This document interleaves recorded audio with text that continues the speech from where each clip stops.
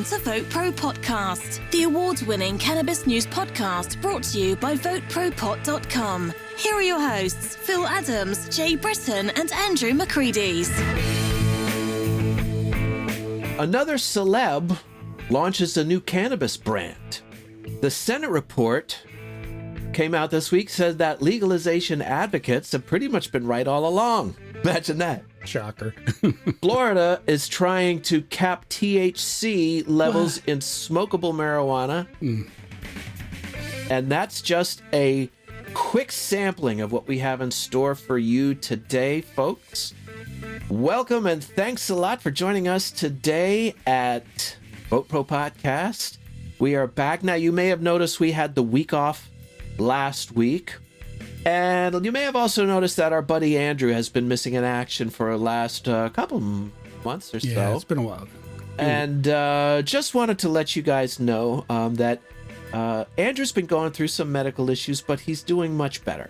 And we expect to have him back in due time. But if you have any good vibes and prayers or any nice thoughts to send out for our friend Andrew McCreadies, he sure could use them. And we're going to just... What do you say, Jay, we dedicate this episode of VoteProPot-Cast to our buddy Drew? There you go, buddy. And send us an email at podcast@votepropot.com and say something to Andrew, and we'll make sure he sees it. He's still in the hospital, and he has been for several weeks now. A couple of weeks, for a few weeks now. Yeah, yep. We're positive vibes, man. Prayers, Positive vibes. whatever suits you. Yep. I saw him today. He looks a lot better. Good. Good deal. And we also want to let you guys know that this episode of VoteProPot-Cast is being sponsored by the folks at CBD. Now, that's spelled SeaBeDee. And they are providers of premium CBD wellness products. They got all kinds of stuff. Their products have been featured in High Times, Forbes magazine, Thrillist, other publications, and they are noted for meeting the highest standards of quality in the industry. So check them out. CBD, feel better, sleep better, recover faster. They have oils, edibles, topicals, skincare. They got pet products. Yeah. Well, your dog is better than your cat. But Wilbur. I would give it to yours. So check them out at cbd.org, SeaBeDee.org, or you can contact them at relief@cbd.org. Give them a call, 866-304-5974. And first-time customers receive 50% off when you use the promo code POTCAST50. That's a deal right there. All one word, POTCAST50. How are you doing, Philip? Well, I'm good. Yeah, me too. Yeah, feeling all right. Not too bad. Not too bad altogether. Spring is in the air a little bit. Yeah. A little taste of it, I think we're getting now. Bring it on. You need to come over. And we should barbecue something. Maybe fire up the smoker, get some ribs or something. For those like that. of you who haven't heard me mention it, not only is Andrew a certified pastry chef, but my buddy Phil here is a damn good cook. Especially when he's grilling. No, I'm serious. He makes some good stuff. Yeah, that sounds like a plan. And Jay can have some, but the rest of you can't. So. I guess if you want to come over, just send us an email. We'll invite you over. Huh? Party at my place. So, what the hell's going on with Florida, Jay? Florida. The knuckleheads. I always find these articles that piss us off, right? So here's a great one, man. This is out of cannabistech.com, and this is Taylor McClan. Now, a couple years ago, actually about 2 years ago, March of 2019, at the urging of Governor DeSantis, Florida legislature passed, I guess, an amendment or something to their medical program to allow smokable flower because they didn't have it, They didn't have flower. All edibles. Everything was edibles, tinctures, the same thing we have in Virginia right now. Right. So that was 2 years ago. Now the Florida legislature is in talks to cap the THC levels that will be allowed for the flower, which is just bullshit. Not only do they... silly. Right. So on February 16th, the Professions and Public Health Subcommittee of the Florida House met to have a briefing on the effects of high-potency cannabis. And so what they're trying to do is they're trying to set a cap on flower at 10% THC. Have you ever seen 10% THC flower in Maryland? I mean, do they even Well, That's not really since high school. No, you're right. I Not mean, since now the dirt weed we smoked back in the day. Right. And I don't know that you can get it that low. I could be wrong. No, People can 20, correct me. 25%. I've That's seen what up to, maybe 15, 16, 18 is the lowest I've seen. So they Yeah. want to cap it at 10. So, How do you do that? well, that's a good question. I don't know. I guess. I mean, how do you tell growers to grow up? Right. We like. Can you grow some shitty weed? Yeah, grow some, Yeah. So Ben Polera is with Florida for Care. And he says, which is a great point, that capping THC would equal a medical marijuana tax on patients for obvious reasons. That's right. You know, because they're you'd have to buy more. That's right. So most of the flour that you get now at the dispensaries, at the clinics in Florida is between 15 and 25% THC. All right. Okay. So capping it at 10 would obviously mean you got to spend 50 to 150% more to get the same amount of medicine that you're taking now. And they will. And They're they going to will. have the same amount. Yeah. You're not going to stop anyone from doing anything. So we have a lot of listeners in Florida. That's one of our biggest download states. Thank you, Yep. Florida. We love you guys. Love Florida. So Florida for Care, they stress that it's absolutely urgent right now that you reach out to your legislators, to your representatives, and let them know this is bullshit. And to Ron DeSantis. Well, yeah, but he's on the right side. He's not the guy, it's the state legislature. Ah, okay. I mean, he's the one that pushed for flour to be added. He's cool. He's all right. All right. We like Ron. Okay. Make sure you contact your state representative. Florida for Care, their website makes it really easy too. Just go to floridaforcare.org. That's one word, Florida, FOR, care.org. Okay. And they have links to your representatives. You can click on there and let them know that you disagree. You're going to vote their asses out. And this is important because this is the kind of regulation that's just total bullshit. Don't you think, Phil? I mean, this is just ridiculous. Well, it is. I mean, we all want government to have a role in public health. It's without a doubt. Without a doubt. I mean, it's always been that way, and it's a good thing. But there is a point where public health stops and intrusion begins, and it's at the line where they're deciding for us what is good for us. Yeah. Now, I think it's fine to make recommendations, to set standards, to labeling and things like that. Let people know what the THC levels are, so absolutely. they're not buying stuff that they don't know of. But this heavy-handed kind of regulation goes beyond public health, and it doesn't serve public health. Like you said, having that on the label's great. Having the option, hey, I don't like strong weed. I want some 10%. Well, that should be an option. It's your prerogative. Maybe you're a real low doser or microdoser, or maybe just a couple of hits of 10% is all you need to help you sleep or whatever. Right. That should be your option. And maybe, you're shopping for that THC and CBD ratio. That's right. And those should all be options, but that should be driven by consumers. Yep. In the market. Right Yeah. on, brother. So what do you got? You got something in Virginia, right? Well, Virginia.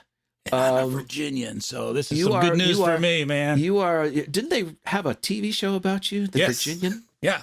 Yeah. Right after the Rifleman. We're showing our age, man.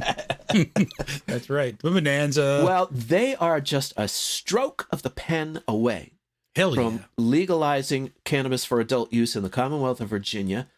Now, this was legislation that was pretty much sent by the governor, Ralph Northam. And we talked about it last week, but this is new development. Yeah. But this is a new development. What has happened was, last time we said that there were two things that needed to happen. They have to pass the compromise bill in the House of Delegates and the Virginia Senate, and they have to sign, and Northam has to sign it. Well, they have passed the compromise bill. And it was down to the wire, wasn't it? Didn't they? It was a close call. I mean, it sure was. It was like the cutoff date was the day that they passed it or whatever. Anyway. Right. And it was a narrow victory. It was 47 to 44 in the House of Delegates. Wow, that is. And it was 20 to 19 in the Senate. So it was a razor's edge. No kidding.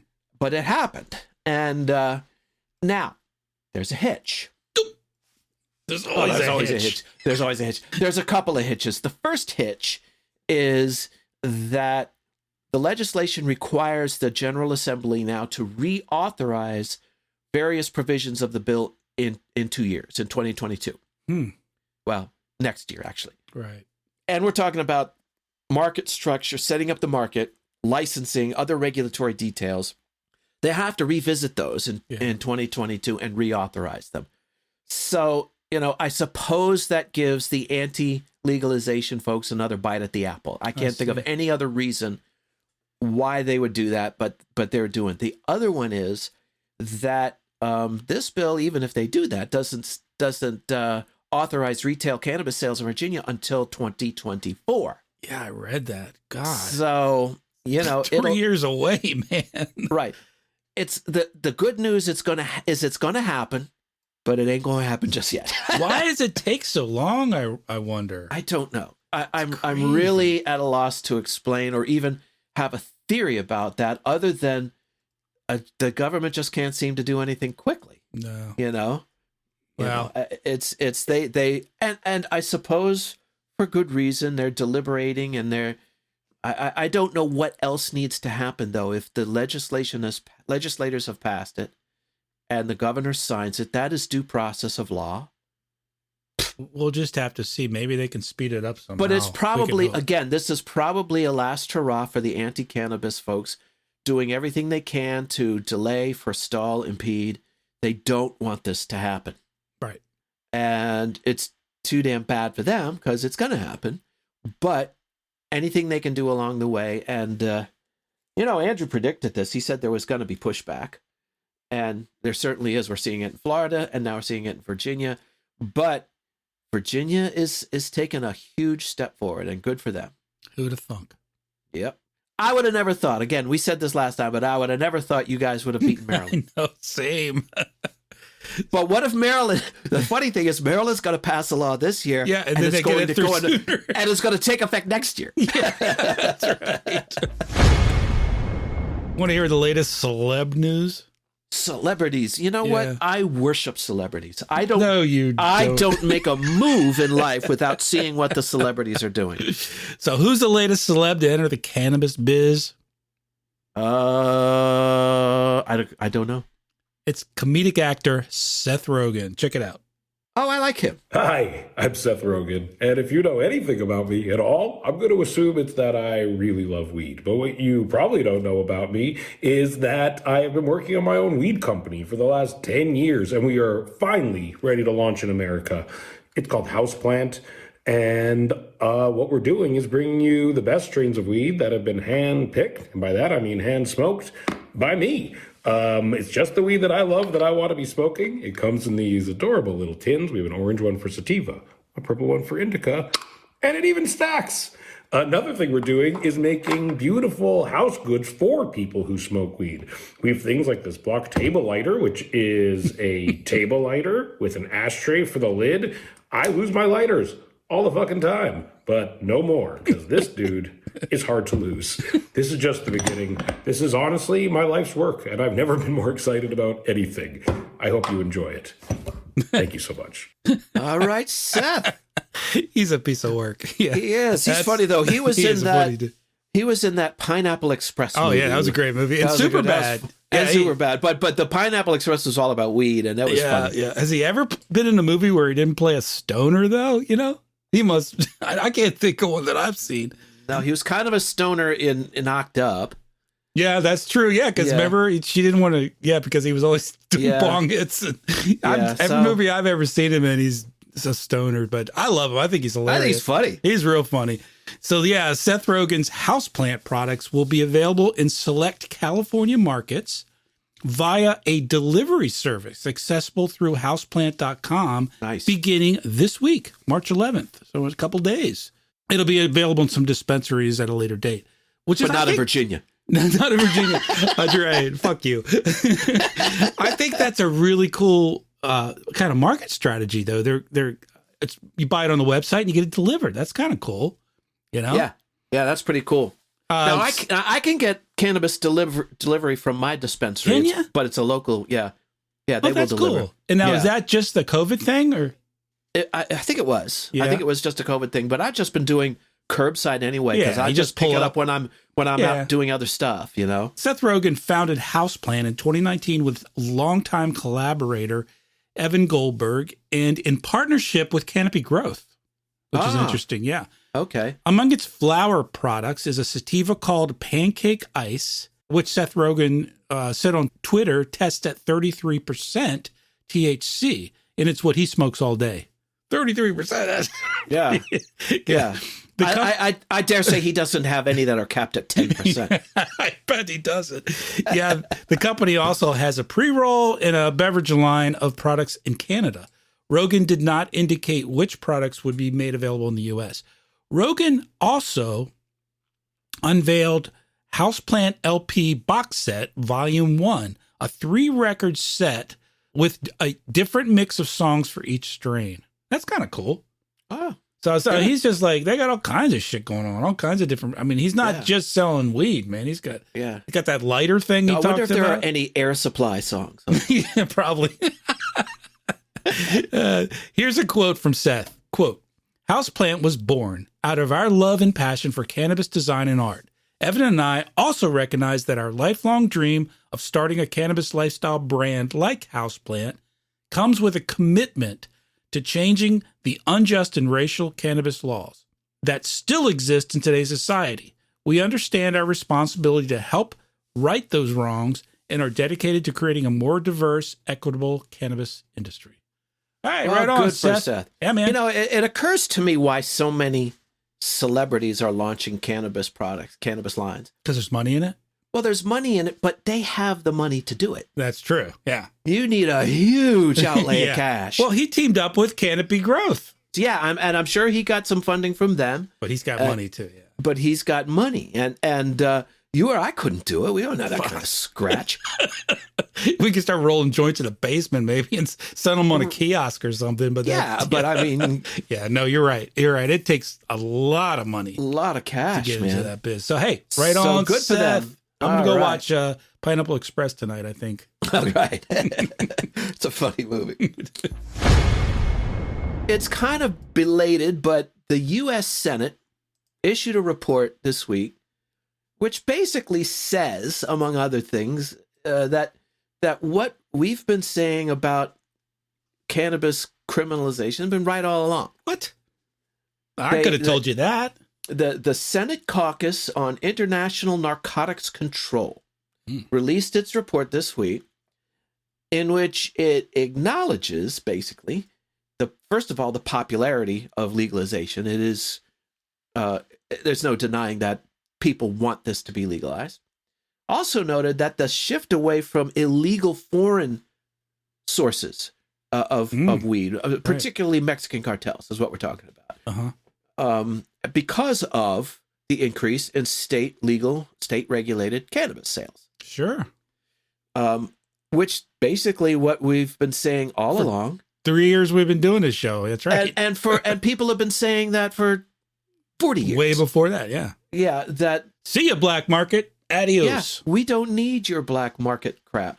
Port also focused on the need for more research. And this is one thing that both sides of the aisle have been able to come together on. We need to know more about this drug. Mm-hmm. The opportunities for it, the problems with it. There's a little of each, or there's a lot of each probably. We need more research and studies done. Mm-hmm. And it also criticized the Drug Enforcement Administration for its role in impeding that research. Huh. And it's something we've been talking about for a long time. The Enforcing the Controlled Substances Act only allowing one provider of cannabis to be used in federal research in the whole freaking country. In the whole country. And it's in Mississippi. Yeah, and it's probably craptacular weed. Yep. And the report says, quote, it hinders our understanding of the public health effects of products available for sale in state-regulated markets. Duh. So thank you, Senate. And now the people who are the co-chairs of this International Narcotics Control Caucus are not typically who you'd think of as pro-cannabis. It's Dianne Feinstein of California and John Cornyn of Texas. facts is the facts. Yeah. Well, that's so I'm glad to see the Senate finally baby coming steps, around. man. Yeah, baby steps. Now, what does that mean for federal legalization? I don't know, because now it seems like, now we know that Biden has never been in favor of legalization. Well, he's 107 years old, so. Yeah. Well, yeah. So, he's holding on to the old ideas about it, about, drug abuse. Decriminalize. But, wasn't Kamala Harris supposed to kind of move him to the other side? Yeah, she was 100% pro. She introduced legislation. Right. Exactly. But now it seems, she's walking it back. She's walking it back. She's picking up. Now, I understand she's a member of the Biden administration now, and she has to, but she's allowed to have her own views on this. Yeah. Why is she going to anti-legalization? Yeah. I don't understand it. Yeah. Well, I mean, what are you going to do if you're a vice president? Let's face it, you kind of have to fall in lockstep with the boss. I mean, I get that. Well, you do. I mean, but why? Well, you just do. It's just what they do. It really is. It is. It's just what they do. It's this happens a lot in over through history.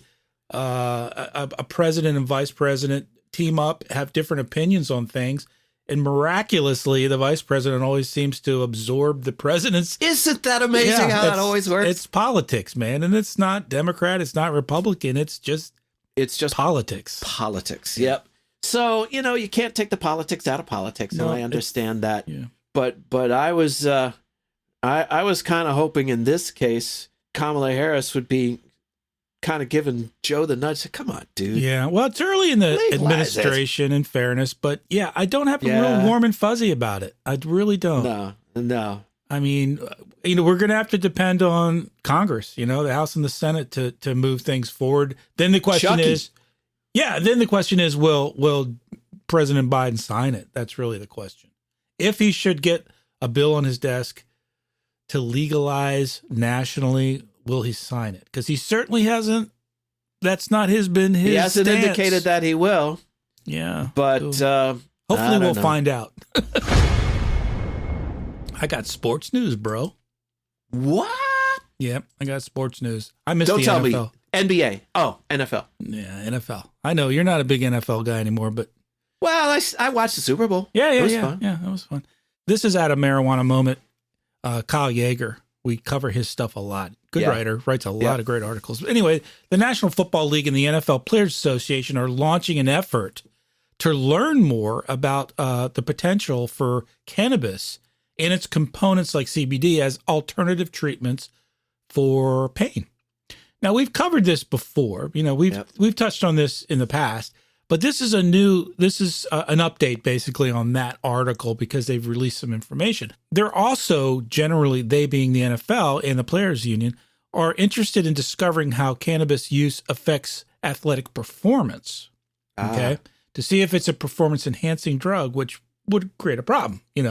The request for information that was published on Tuesday by the NFL states that the league's goal is to, quote, identify investigators who have a current capability to carry out studies aimed at supplementing the NFL, NFLPA pain management committee's knowledge about pain management and athletic performance in NFL players. So in other words, they're looking for experts, right, who are doing surveys, who are doing research on this to provide how to interpret the data, and to provide them with data.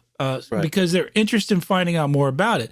And they, in this publication, they listed 3 main areas of interest. Number 1, the potential for therapeutic role of medications and non-pharmacological interventions that are considered to be alternates to opioids in routine pain management, for NFL players. Number 2, the impact of cannabis or cannabinoids on athletic performance in the NFL players. Right. And number 3, the potential therapeutic role of medications in non-pharmacological interventions that are considered adjunctive to routine post-surgical orthopedic pain management in the NFL. So what that's saying is, can other substances be used, right, in lieu of the current medications, right, to help players recover? I'm glad you could interpret that. I didn't know. I think that's what it means. I read it like 9 times. I don't know. I am not a surgeon, so I don't know what that. Well, here's a question I have: is just pain relief a performance enhancement? I don't think it ever has been. I could be wrong. But... Well, there are 2 separate questions, is what they're saying. One is, can we use any cannabis compounds in lieu of opioids? For pain relief. Right. And number 2, it's totally separate. Separate question. Yeah. Okay. Does it enhance performance? Okay. You see, it's 2 different things there. It's stressed that the NFL is not committing to funding any particular studies, but is more generally meant to help the league find qualified scientists. If it does move forward with research projects, they want to find interested parties are supposed to have until March 31st to submit relevant information. All right. Well, I am not a qualified expert on this, but seems to me that, when you're talking about stimulants, yes, that's a performance enhancement. Right. Steroids, that kind of stuff. Those are performance enhancements. But just, general health and wellness, that's just life enhancement. That's to me, it's like saying if I take a Tylenol or an Advil, is it going to, right, or a fish oil capsule, be a performance enhancer. But then again, I'm not a doctor. But we don't know, right. So we'll have to see. The decision reflects a significant shift in the league's approach to drug use by players. Because, NFL's always been known as really the most strict of all the pro. Has been. Yeah, all the pro. With an agreement emphasizing a need to focus on ensuring an evaluation and treatment rather than punishment. So now, testing positive for prohibitive substances after that point would result in a half-week salary loss for first violations, a 1-week salary loss for the second violation, a 2-week salary loss for the third violation, and a 3-week salary loss for the fourth and subsequent violations. But there's no suspension. I mean, there's you still can play. So it's going to cost them money. It's going to cost them money, and at the rate that they're paying these guys, it's not an insignificant amount of money. Nah, but these guys don't feel it. Geez, they're making $10 million a year. And I'd rather have it than not have it. Well, at least they get to still play. And that's probably the main thing. And that's the league putting butts in the seats. They don't want the star athletes not on the field. So we'll take your money, but we still want your ass out there. I think there's part of that, but I think they're also, the NFLPA is been an advocate for the players' use of, managing pain, and and people should not be kicked out of the league. Right. Because they would rather manage their pain with weed than with Vicodin. You could name players. There's many players who have lost their job because they tested positive for weed a couple times. How stupid is that? No. I mean, that's happened in the NFL over the years to several players. Yeah, lots. Yeah. So just to compare, the baseball decided, the MLB decided in 2019 to remove cannabis. Right, we talked about that from the league's list of banned substances, and I think the NHL did too. Yeah, and the NBA policy now is not to randomly drug test players for marijuana, and that was amid the coronavirus pandemic. But now they're talking about just leaving it in place. So. Leaving it out, yeah. Yeah, so good. Things are moving ahead in the sports world too. That's cool. All right.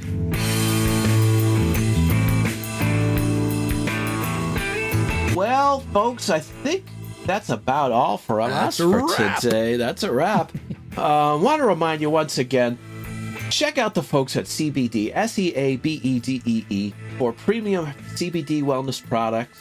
Give them a shout, cbd.org, or contact them at relief@cbd.org, or give them a call, 866-304-5974. First-time users get a 50% discount when you use the promo code POTCAST50. Sweet.